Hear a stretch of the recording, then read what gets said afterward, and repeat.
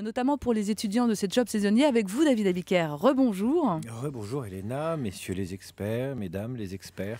Alors vous Roland, recommandez Julien. vivement aux David. étudiants un petit job, mais alors pas n'importe où. Vous, c'est dans les vignes. Bah, j'ai pris les vignes parce que ça Parce que parle. comme ça. Il y a des tas de jobs saisonniers. Moi, je voulais être professeur de ski, mais j'avais pas ma deuxième étoile. Et puis, il fallait être maçon pendant l'été. Voilà. Je voulais être maître nageur, mais je n'aimais pas les slips de bain. Donc, Pourtant, ça vous va très bien. Non, mais Dans les camps de nudistes, remarque. Julien, on sait quelque chose. non, mais On me l'a dit dans l'oreille. vous savez, je veux le dire aux étudiants Ouais. qui nous écoutent, mais la vie passe vite, les études passent vite, et finalement, c'est pendant la période estudiantine que c'est le dernier moment où on pourra aller bosser dans un univers manuel, ouvrier. Après, les étudiants vivent leur vie, et donc souvent, en ce moment-là, c'est le moment où les étudiants cherchent soit un job d'été, soit un stage.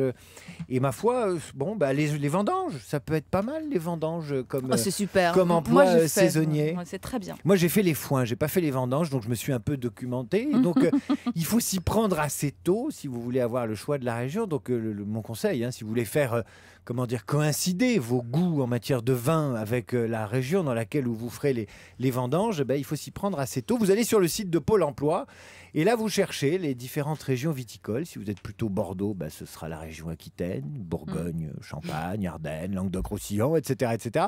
De toute manière, le travail est le même et ce travail est repérable sur le site de Pôle Emploi dans la catégorie travaux agricoles, code 41 117. Alors, il faut savoir que les vendanges, c'est physique comme les foins. On est plié en deux, on coupe toute la journée, environ 8 heures avec un sécateur dans la main. Donc, vous faites des ampoules.